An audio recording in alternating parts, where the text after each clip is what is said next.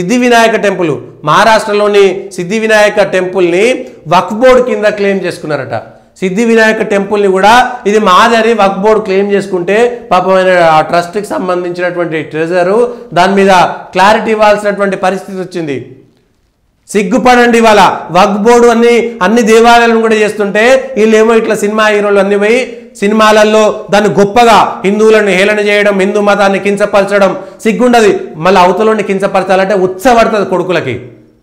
వాళ్ళ వక్ఫ్ బోర్డు సిద్ధి వినాయక వక్ఫ్ బోర్డుకు సంబంధించి ఏది బొంబాయి సిద్ధి వినాయక అంటే ఎంతో చాలా ఫేమస్, వందల మంది వస్తుంటారు. చాలా గొప్పగా మహారాష్ట్రలో గణేషునికి విపరీతమైనటువంటి పూజలు చేస్తారు. మహారాష్ట్రలో గణేష్ నవరాత్రులు కూడా చాలా బాగా చేస్తారు. అందులో నవనాథులకు సంబంధించినటువంటి గణపతులు మహారాష్ట్రలోనే ఉంటారు.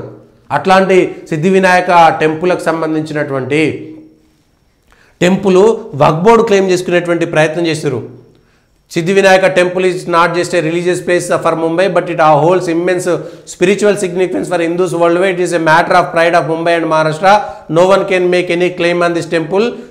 Tripathi asserted in this video. Waqf board has claimed Siddhi Vinayaka temple in Mumbai. Sleeping Hindus are busy in discussing tomato prices. అవును, నిజంగా ఇవాళ టమాటాలు ధర పెరిగింది, పెట్రోల్ ధర పెరిగింది, ఉచితంగా మనకు మహిళలకు బస్సు ప్రయాణాలు ఇచ్చినమా లేదా అని మా హిందువులంతా చర్చ చేసుకుంటుంటే ఇవన్నీ వాళ్ళు అనుభవిస్తారు. అది కాకుండా వక్ఫ్ బోర్డు పేరు మీద, మైనార్టీల పేరు మీద మొత్తం రావాల్సినన్ని వాళ్ళ ఎజెండా మొత్తం నడిచిపోతుంటుంది. ప్రభుత్వం ఏదైనా బీజేపీ నరేంద్ర మోడీ సర్కారు కూడా వాళ్ళ మైనార్టీలకు ఇచ్చినన్ని పైసలు ఇంకెవరికి ఇవ్వలేదు మొత్తం. కానీ ఒక్కడు కూడా ఓటేయడు అదే బీజేపీకి, మళ్ళా అదే మైనార్టీల పేరు మీద. మైనార్టీలకు గత యూపీఏ 10 ఏళ్లలో ఎంతైతే డబ్బులు ఇచ్చిర్రో బీజేపీ సర్కార్ వచ్చినాక 10 ఏళ్లలో కూడా అంతే డబ్బులు ఇచ్చింది. కానీ ఏం లాభం? ఓటు ఒక్కటి కూడా వల్లేదు. ఒక్కటి సింగిల్ 1% ఓటు కూడా వల్లేదు. Several instances, Waqf board has reportedly claimed ownership of historical Hindu sites and forts, including those associated with Chhatrapati Shivaji Maharaj. These claims have sparked widespread outrage among Hindus, leading protests. అయితే వాడవడో ఔరంగజేబ్ ఇచ్చిండు, వాడవడో హుమయూన్ ఇచ్చిండు, అక్బర్ ఇచ్చిండు, బీర్బల్ ఇచ్చిండు, barber ఇచ్చిండు, వీడోడు నిజాం ఇచ్చిండు. వాళ్ళందరూ కూడా హిందూ దేశాన్ని కబ్జా చేసినటువంటి కబ్జా కోరులే. వాడు ఔరంగజేబా, షాజహానా, అక్బరా, హుమయూనా, లేకపోతే వాడు నిజామా, నిజాం సంబంధించిన 7 తరాల 6 తరాల, వాడు జునాగఢ, వాడు కాశ్మీరా, వాడు ఎక్కడున్నాడా సంబంధం లేదు. భారతదేశంలో ఉన్నటువంటి అన్యమత రాజులందరూ కూడా ఈ దేశం మీద దండయాత్ర చేసినటువంటి దేశద్రోహులే.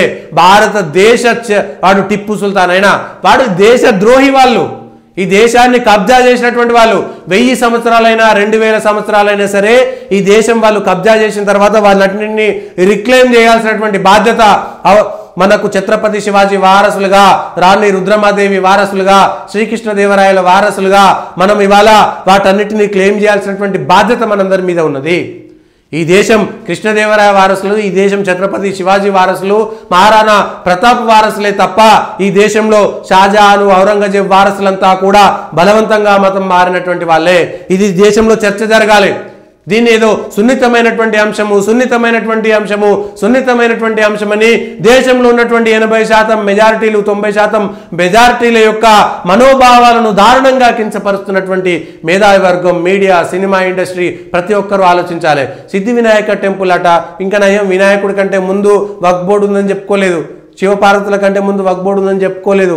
అందుకే ఇవాళ నవంబర్ 25 తర్వాత వక్ఫ్ బోర్డ్ అమెండ్మెంట్ యాక్ట్ బిల్లు వస్తే ఏం జరుగుతుందో చూడాలి. దానికి సంబంధించినటువంటి విషయాలను కూడా మనం ఆలోచన చేసుకోవాలి.